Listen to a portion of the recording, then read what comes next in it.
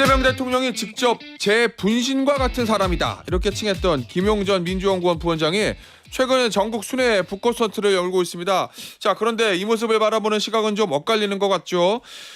김용전 부원장 직접 모시고 허심탄회하게 이야기 좀 나눠보겠습니다. 안녕하세요, 원장님. 예, 안녕하세요. 반갑습니다. 저희 제작진이요. 예. 대통령이 김용전 부원장을 칭하는 단어들을 쭉 찾아봤어요. 네네. 최측근, 분신, 참모, 동지, 언론의 여러 단어로 예. 표현하거든요. 뜻은 다 일맥상통합니다. 가깝다. 네. 그런데 이 네 단어 중에서 어느 게 가장 정확하다고 보세요? 제가 이제 경기도지사 하실 때 경기도 대변인으로서 옆에서 이제 보좌하다 보니까 여러 가지 표현을 해주시는데 지금은 제가 뭐 공백이 좀 길다 보니까 예. 지금 뭐 상당수 국민 여러분들께서 지지를 보내주시는데 예. 그냥 그 뭐 67% 지지자 중에 한 명이다 이렇게 봐주시는 게 맞을 것 같습니다. 오, 대통령을 지지하는 67% 중에 한 사람일 뿐이다. 예, 너무 예. 겸손하신 거 아니에요? 예. 아니 최근에도 대통령하고 종종 연락하십니까? 아니요, 그건 제가 할 수가 없어요. 오, 제가 왜요? 재판이 지금 끝나지가 않은 거기 때문에 예. 제가 상고심에 계류돼 있지만 이제 보석 조건에 이제 예. 그런 게 있습니다. 뭐 관계인, 그다음에 그런 거를 좀 굉장히 예민하게 제가 뭐 아무래도 정치 재판이다 보니까 그래서 제가 연락하고 이런 건 할 수가 없는 상황입니다. 아, 그 대통령과 또 연락하면 안 되는 게 이제 관계인으로 그렇게까지는 엮여서? 없지만 예. 부담이 될 수밖에 없기 때문에 제가 그런 거 피할 수밖에 없습니다. 그 재판 말씀하셔서 네. 그럼 최근에 이제 북콘서트 하시잖아요. 예, 예. 그거는 그 보석 정권에 뭐 예를 들어 주거 제한 이런 건 없는 거고요. 네, 상관없습니다. 제가 이제 상고심 재판이 없다 보니까 예. 마지막 뭐 법률심으로서 판단만 있는 거기 때문에 예. 제가 거주지 3일 제한 외에는 조건이 없습니다. 예. 아, 그래요? 예. 예. 일단은 그저 북콘서트 하시는데 책을 출판하셨잖아요. 네. 제목이 보니까 대통령의 쓸모 이런 제목의 책이에요. 네. 우리 사회가 그러면 이재명 대통령을 어떻게 써야 된다고 보세요?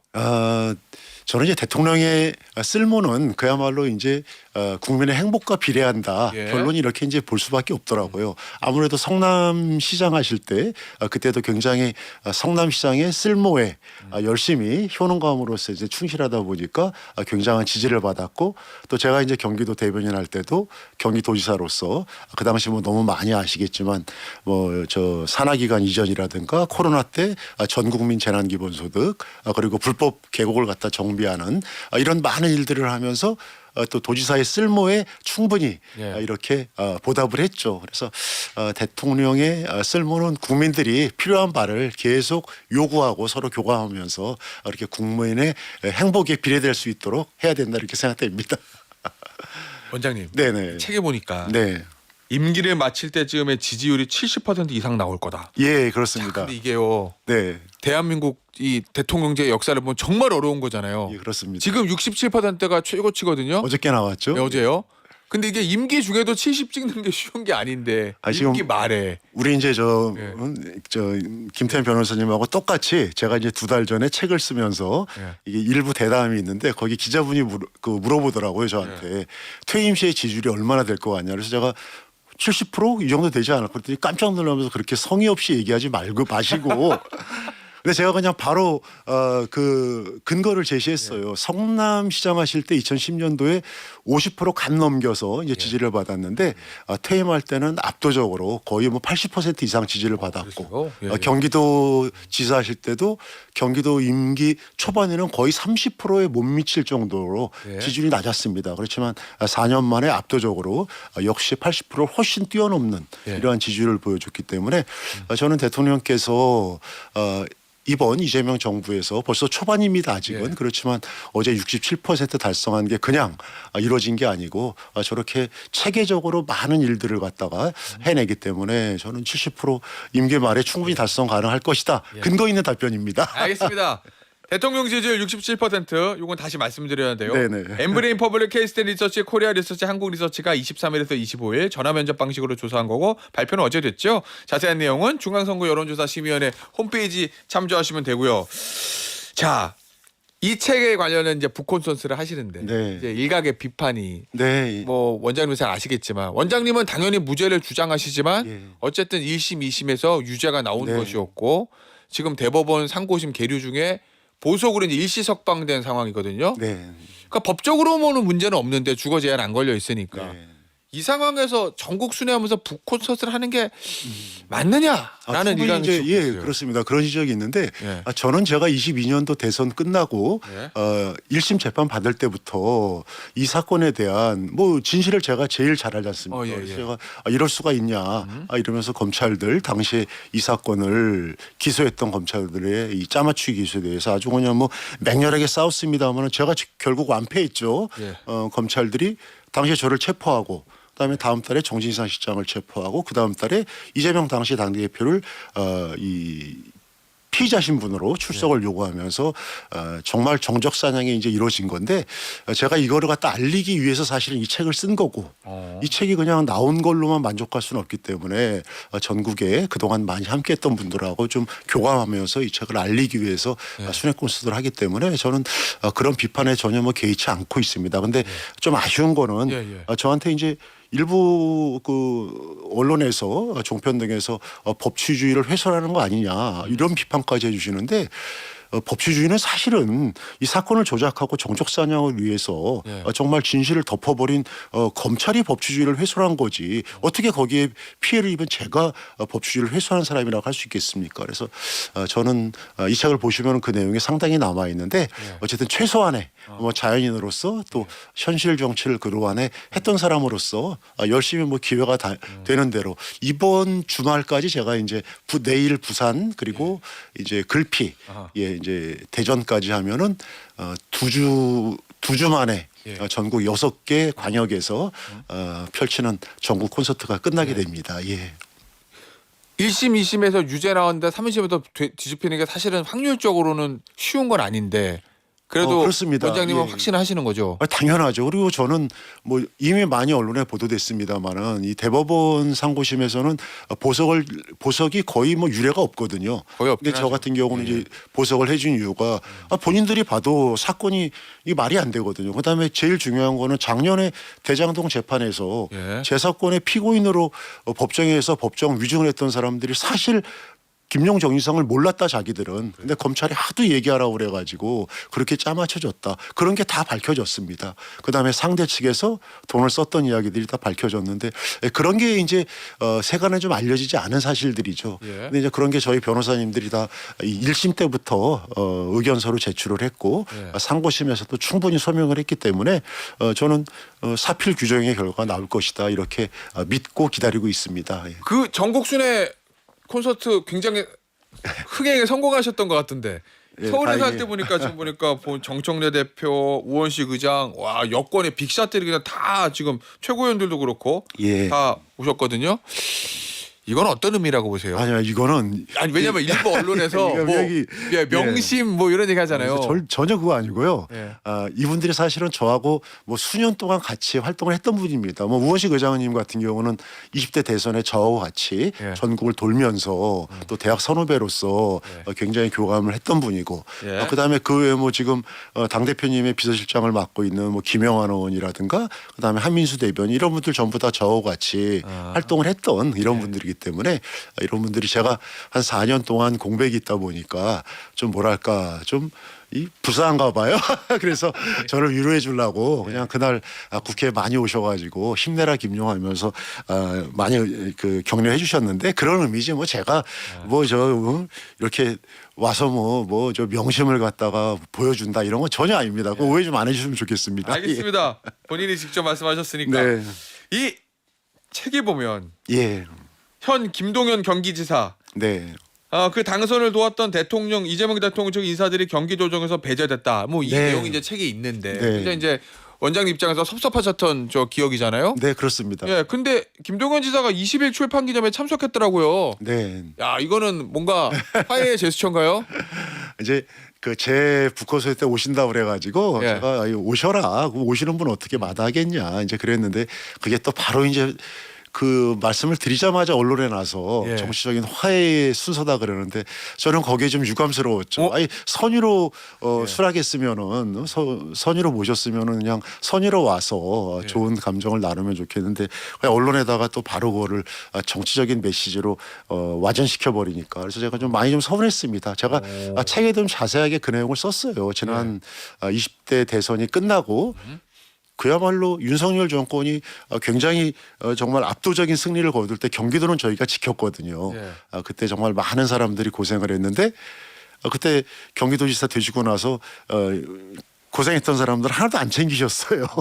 그래서 제가 이제 그러고 나서 저는 뭐 조금 있다가 아까 말씀드린 이 검찰에 이제 네. 기소돼서 제가 구속이 됐는데 이 저간의 사정이 좀 아쉬운 점이 굉장히 많은데 그게 이제 아직 좀 풀리지가 않았죠. 아. 예, 그래서 그런 좀 아쉬움이 아직도 남아 있어서 예. 뭐 저뿐만이 아니라 주변에 고생했던 분들이 좀 섭섭하다, 서운하다 이런 말씀들을 많이 하고 계십니다. 예. 정치적으로 앙금이 풀린 건 아니다. 정치적인 앙금이기보다는 뭐 개인적인 예. 그 당시 함께했던 사람들의 이 마음이 열리진 않았다. 이게 맞을 것 같습니다. 아니 최근에 예, 김종훈 지사 다른 인터뷰 보니까 네.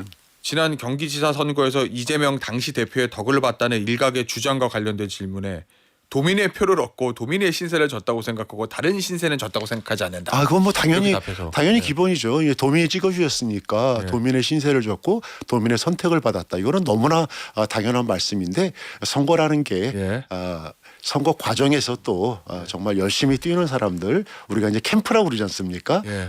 그런 사람들의 정말 피땀 흘려 가지고 한 그 고생이 있죠. 이제 그런 것들도 중요한 부분이라고 생각됩니다. 알겠습니다. 예, 원장님 네네. 평택으로 이사 가세요. 아닙니다. 저 아직 지금 그런 적인 얘기가 많은데 평택 출마 얘기 왜냐면 박지원 의원도 예, 저랑 예. 인터뷰할 때 아, 그 말씀 그랬어요? 하셨어요. 평택을 나가서 당선돼도 아니 제가 이제 광주에서 북콘서트를 하는데 이제 박지원 전 대표님께서 저는 너무 고맙죠. 저한테 이제 제가 좀 본인도 법적인 고초를 많이 겪으신 분이라 가지고 안타까운 것과 덕담을 많이 해주시는데 법사에 들어와 가지고 자기 옆에 앉아라 이렇게 말씀을 하시는데 평택 이제 그 보궐 지역 확정된 이런데 이야기가 있지만 아직은 제가 뭐 지역을 갖다가 정하고 이럴 단계는 아니고 예. 저는 조금 더 지난 4년간의 좀 잘못된 부분을 명확히 좀 짚고 예. 북콘서트라든가 그 외에 이렇게 방송을 통해 가지고 좀 바로잡을 부분을 얘기하면서 제가 지내는 게 맞을 거라고 생각합니다. 아니 근데 네. 평택을이든 또는 뭐 군산이든 지역을 고민 안 하신다는 거예요? 아니면 출마 자체에 대해서 아마 생각이 없어요? 아니요, 제가 출마는 정말 제가 뭐 정치를 이전에 했던 사람이고, 예. 그래서 어쨌든 제가 뭐 이재명 정부의 성공, 그다음에 아까 얘기했던 대통령의 쓸모는 국민의 행복에 비례하기 때문에 예. 그런데 조금이라도 기여할 수 있으면은 저는 그런 역할을 하고 싶죠. 아, 출마 자체는 하고 싶다. 네, 출마는 저는 뭐 이거를 거부하는 예.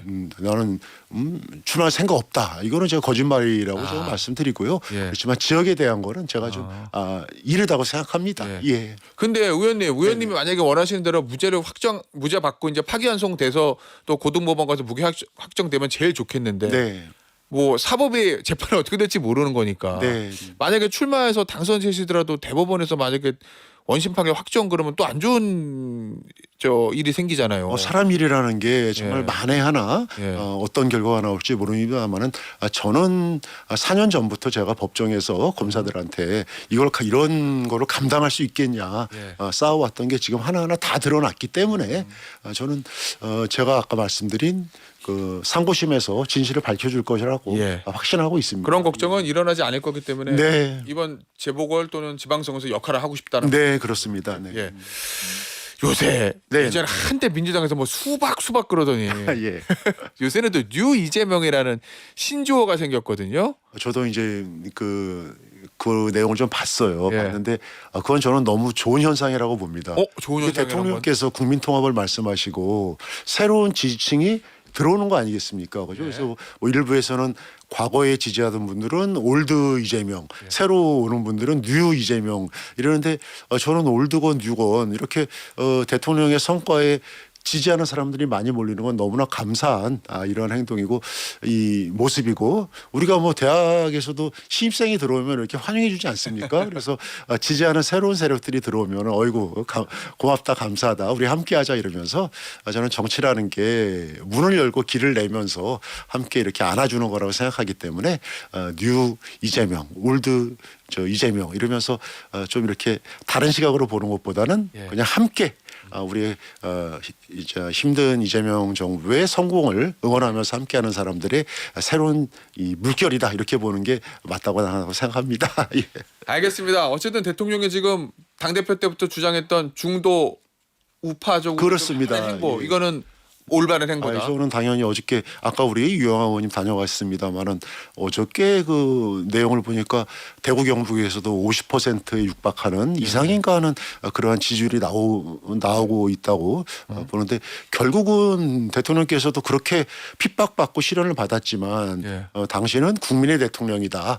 그러면서 모든 국민으로부터 사랑받고 싶다 이런 말씀을 하시는 게 저는 정답이라고 봅니다. 그래서 국민 통합 그다음에 다수를 위한 대통령의 쓸모 역할이 저는 바람직하다고 생각합니다. 알겠습니다. 대구 경북 대통령 지지율 56%도요. 앞서 말씀드렸던 예. 그 전국 67% 나왔던 그 여론조사 같은 네네. 여론조사입니다. 원장님, 네네. 인천 계양을요. 예. 한 김남준 대변인과는 또 동지시잖아요, 사실. 잘합니다. 예. 송영길 이제 전 대표님이나 김남준 대변인이나 제가 너무나 잘하는 이제 그 분들인데, 이거 어떻게 정리해야 됩니까? 아니 그분들이 그동안 살아온 걸 보면은 정말 공적인 걸 앞세워서 했던 분들이지 뭐 사적인 이익을 갖다가 앞세운 사람들이 아니기 때문에 저는 뭐 솔직하게 좀 말씀드리면은 충분히 조정 가능성이 있고 그다음에 아시겠지만 아직 확정은 안 됐습니다만은 인천 지역에 박찬대 전 원내대표께서 이제 인천시장에 출마하시면 거기가 공백에 나올 가능성이 큽니다. 예. 그래서 계양을과 연수 지역 이 두 군데를 놓고 충분히 합리적인 조정이 가능할 것이다. 이렇게 생각합니다. 알겠습니다. 여기서 마무리하도록 하겠습니다. 김용 전 민주연구원 부원장이었습니다. 부원장님 감사합니다. 예, 감사합니다. 예.